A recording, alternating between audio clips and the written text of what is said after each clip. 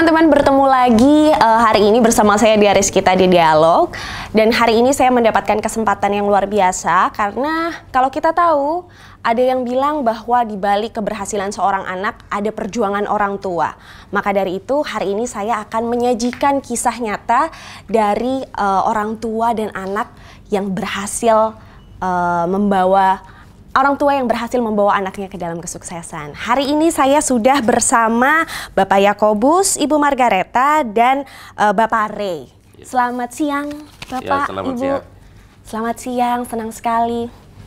Begini, Pak Ray, saya mau tanya. Saat ini Pak Ray menjabat sebagai Bupati TTU, Timur Tengah Utara, Nusa Tenggara Timur. Boleh cerita nggak Pak, mungkin background keluarganya dulu, seperti apa? Mulai dari pekerjaan Bapak dan Ibu sewaktu kecil. Baik, terima kasih.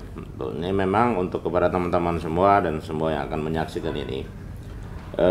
Saya berasal dari keluarga, ini Mama Manito, dan itu Bapak Yakobus Fernandes. Saya lahir dari keluarga petani.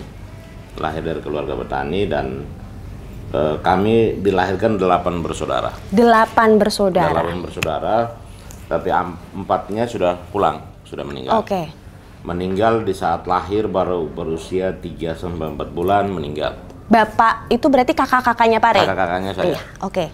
Jadi saya anak pertama dari Bapak Yakobus dan Mama Margareta yang dilahirkan kemudian hidup dengan penuh perjuangan yang ya menurut cerita Mama dan Bapak itu sangat melelahkan. Karena lahir di tahun 1972 di Timor, di pedalaman Timor yang penuh dengan tingkat kesulitan hidup yang tinggi. Makanan serba tidak ada, tetapi perjuangan Bapak dan Mama berusaha untuk saya harus hidup. Jadi Bapak dan Mama ini, kalau Mama mengasuh saya yang karena menurut cerita Mama, saya menangis sejak lahir sampai 6 bulan. Menangis sejak lahir sampai 6 bulan? Masih kecil, dari usia lahir sampai dengan 6 bulan baru berhenti menangis.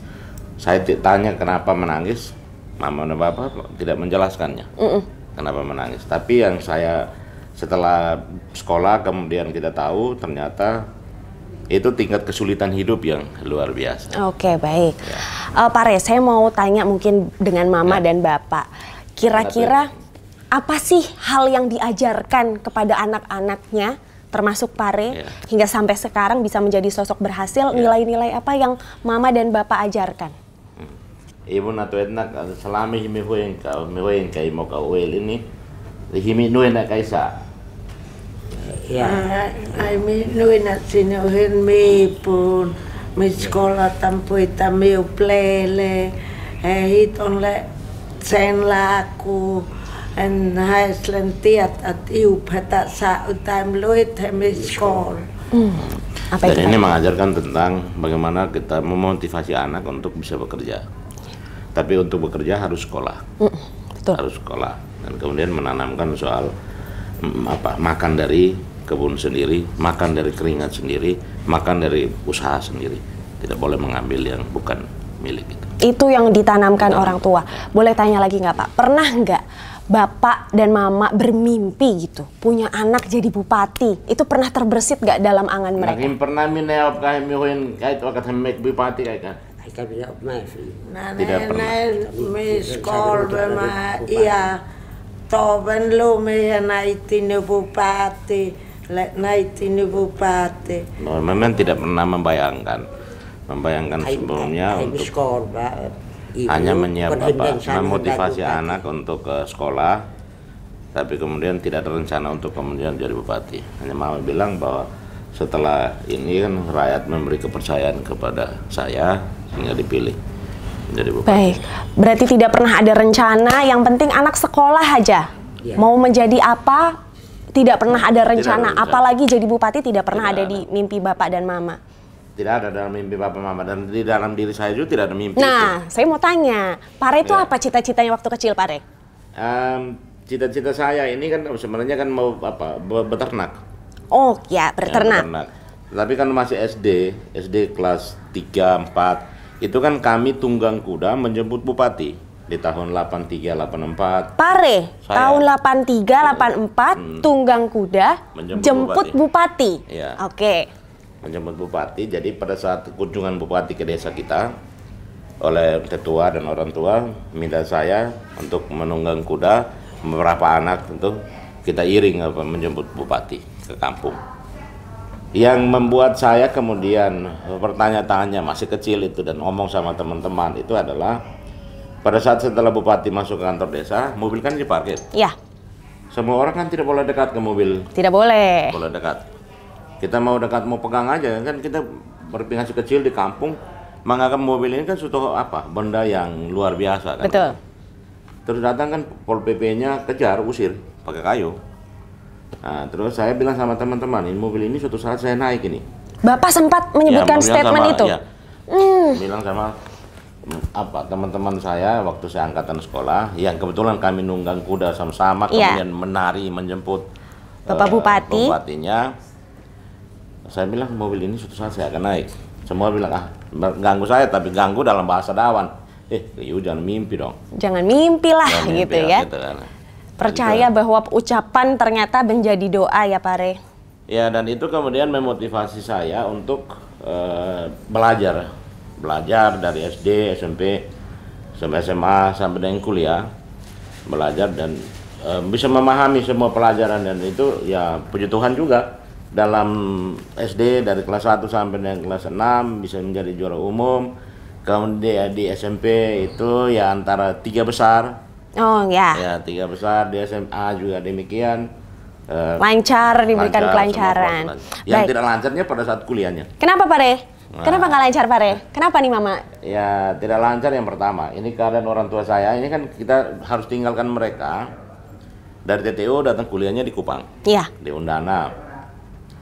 Saya hanya diberikan uang pada saat awal registrasi dan beri 1 kali untuk selama 1 semester. Oke. Makanan tetap apa diberikan terus ya, beras dikirim. Tapi kalau uang itu, jadi kan kita pasti kesulitan biaya untuk itu. Oleh karena ini saya harus kerja juga sambil kuliah. Oh baik, bekerja sambil kuliah. Pertanyaan berikutnya untuk Mama dan Bapak lagi. Dulu waktu kecil, sewaktu Pare kecil dan adik-adik Pare kecil gitu, ada nggak sih nilai-nilai budaya yang dibawa untuk mendidik anak-anaknya? Nah, tuit kan ya waktu ini nuin kan kofean anak, minuin kan orang dekat budaya hit kebiasaan, hit mau kan mingguan mulai nokat online tunin emne hakat on me, ane minuin kayak. Minuin sih kan SD niukit hot tok thành tok ngon một lại tamu suka phải semula này yang kedua ini dulu sini yang beli rumput kasih makan sapi dia kedua di sekolah saya suruh dia potong rumput tumpuk di istirahat umum sore orang Cina datang ambil kasih dia uang. Oke. Jadi itu memang yang tadi yang selain pakai bahasa Indonesia, ya. Bapak menjelaskan bahwa memang mengajarkan soal bagaimana etika mulai dari menerima tamu. Kalau ada orang tua sementara duduk dan tamu, anak harus seperti apa? Bagaimana kalau menjawab orang tua, orang yang usia lebih tua dari kita, itu semua ditanamkan dan diajarkan. Ditanamkan sejak dini dan sejak awal. Kalau Mama, kira-kira Mama Pak Re ini dulu anak-anak tidak mungkin tidak nakal Pak Re, ya kan? Kenakalan apa kira-kira ini yang diperbuat sama Pak Re semasa kecil? Mama ini. Anak, aku mau tahu bukan lah, Saya anak kan mafawon may mikain sinta tuwini. Bilang semasa kecil nakal. Nakal, waktu masih kecil nakal ya Pak ya? Tapi kalau ditegur ikut. Oke, semasa kecil hidup di pedesaan, Bapak dan Ibu sebagai petani, betul? Bapak dan Ibu sebagai petani tidak menyangka menggiring anaknya sekarang menjadi seorang bupati. Yang mau saya tanyakan ke Pare khususnya, apa sih Pak kira-kira yang Bapak petik dari kedua orang tua Bapak hingga akhirnya bisa Bapak sekarang jadi bupati? Ya. Apa Pak? Bisa yang pertama itu saya baru mengerti pada saat saya masuk SMP. Ya SD belum terlalu mengerti memahami tentang kondisi orang tua saya. Tapi setelah saya di SMP, kan sudah keluar tinggalkan kampung di kota. Di situ saya melihat teman-teman yang lain dengan orang tuanya yang berada. Di situ saya memetik hikmahnya. Orang tua saya ini tidak bersekolah, buta huruf. Tapi kemudian memotivasi saya dan anak adik-adik saya ini kan begitu kuat untuk harus bersekolah. Iya. Artinya di situ saya melihat bahwa ada suatu kesungguhan dari kedua orang tua saya ini agar tidak mengalami lagi situasi yang mereka alami nanti oleh kami nanti. Oke. Jadi ibaratnya orang tua bilang agar supaya memiliki kehidupan yang lebih baik daripada apa yang orang tua alami. Karena pesan yang disampaikan oleh Bapak Mama bahwa kami sudah bodoh. Sudah terlanjur bodoh, kamu anak-anak tidak boleh lagi sama seperti kami. Baik. Nah teman-teman semua, itulah cerita yang tadi sudah diutarakan oleh Pare beserta Bapak Yakobus dan Mama Margareta, bagaimana perjuangan kedua orang tua, seorang petani yang buta huruf bisa mengantarkan anaknya menjadi seorang bupati. Luar biasa sekali. Dan hal yang bisa kita ambil adalah semangat orang tua, spirit orang tua itu sangat menular kepada anaknya. Sehingga nilai-nilai yang ditanamkan untuk menjadi sosok yang lebih baik daripada orang tuanya bisa menjadikan seorang anak bisa jauh lebih berhasil lagi. Dan pada kesempatan kali ini Pare dan Bapak Yakobus dan Mama Margareta mendapatkan kesempatan penghargaan sebagai orang tua hebat. Semoga teman-teman bisa mendapatkan perspektif baru, semoga teman-teman bisa mendapatkan insight baru terkait percakapan kami. Sampai jumpa di kesempatan berikutnya.